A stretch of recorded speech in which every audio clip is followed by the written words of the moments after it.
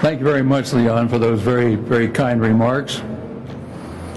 You know, I want to squelch one rumor. It's not true that on that last flight, NASA would not let me make a spacewalk because they were afraid at my age I might wander off someplace. Didn't happen. But I think we should, hey, NASA, happy birthday. Nobody said that yet tonight. Happy birthday, NASA, 50th. Some of us here this evening were at the beginning of the days of NASA. It had been preceded by the old NACA, the National Advisory Committee for Aeronautics. Neil, that you'll hear from a little bit later, of course, I think even predates me with association there because he was flying for NACA at Cleveland and out in the desert out at Dryden Space Center, or Dryden Center, NASA Center, even before I became a member of the group. We go back to where the old headquarters was off the corner of Lafayette Park, and that was where NACA was headquartered at that time. A single house over there, and that was the headquarters for NACA.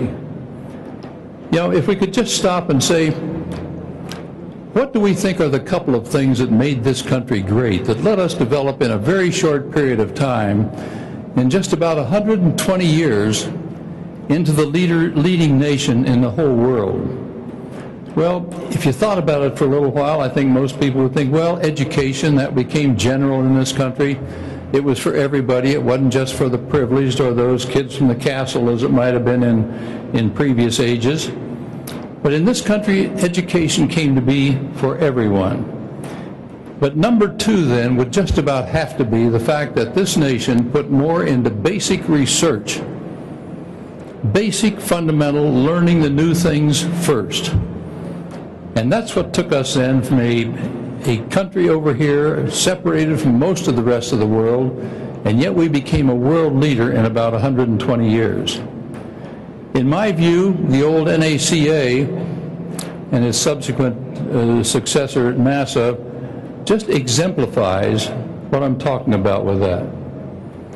The Wright brothers in 1903 made the first flight when other nations were trying also, but following that, our nation decided as a government to do basic research in this new era of flight.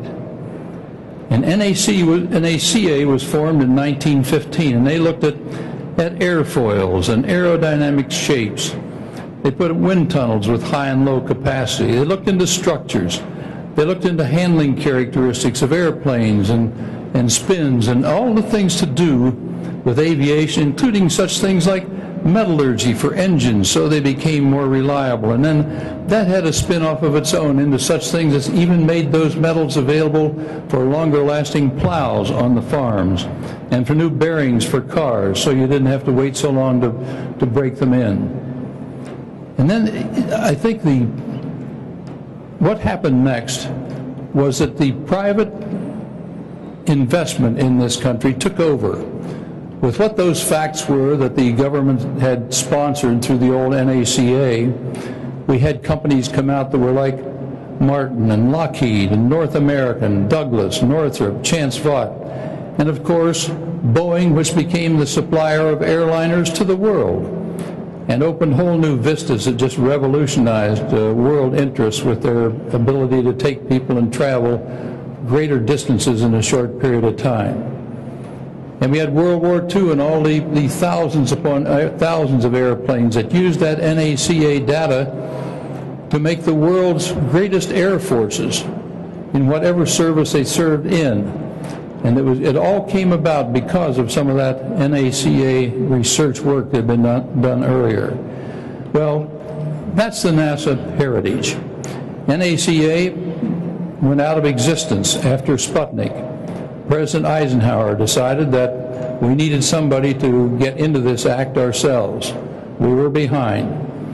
And so it was President Eisenhower that sponsored NASA, and it became not NACA, but the National Aeronautics and Space Administration. And that was added to the other NASA missions. And so we started the manned space program about exactly 50 years ago, and it was in the depths of the Cold War. And we remember very, very well the Soviets claiming research and technical superiority to the United States. Thousands of students being educated in the Soviet Union and sent back to their countries. Us trying to play catch-up. And their boosters worked, and ours too often were blowing up on the launch pads. So they had beat us into orbit, but we did come back. And we came back in Mercury with the suborbital flight in '61, the orbital flight in '62. Gemini taught us how to rendezvous. Apollo with Neil made that incredible first step on the moon that you saw in the footprint a little while ago. I always get goosebumps every time I see that thing. In 1973, we had a space lab, and it started real big-time research, not just traveling, but big-time research, and started us out on a track of benefits that would benefit us right here on Earth. In '86, we were brought up short because we were reminded of what a dangerous business this can be if we're not careful when we had the Challenger and all of that accident at that time. In '98, we started a space station, and later in '98 we had a space station, and later it became the International Space Station with 15 other nations with us, and became a long-term research into benefits of what would accrue to people right here on Earth if we just used that new laboratory of space, which we'd never had the opportunity to use before. NASA planned at that time to get into biotechnology, combustion research, fluid physics, fundamental physics, materials science. But in January of '04, the President directed a new mission for NASA. It was to go to the moon and to Mars. And everybody went along with that. I went along with that, thought it was great, except for one thing. The money didn't follow. We had no plans for new money, and Mike Griffin, that you'll hear from later, was given what I viewed as an almost impossible job. Do everything you're doing now at NASA that's worked out so well for the benefit of this country, but add to it just a couple of little projects like going onto the moon and to Mars. Well, he had no choice but to do some things like cutting research in certain areas. So today we have a station up there that's just about to be completed in a year or so. We will have spent a little over $100 billion on it. That's billion dollars on it. But we're not using it for the type of research that we should use it for, because we don't have the money for that. I've always viewed spaceflight as being of two purposes. Both of them are research. One is macro research and one is micro research, and I think they go hand in hand, or should, if we're to get the major benefit out of everything that we do in space. Macro research is the exploration, going out farther, learning how to go to different places, just the traveling to different places, and what we learn just from doing that and from building the facilities and the spacecraft to go to those different places. But along with that goes the micro research that I think is equally important.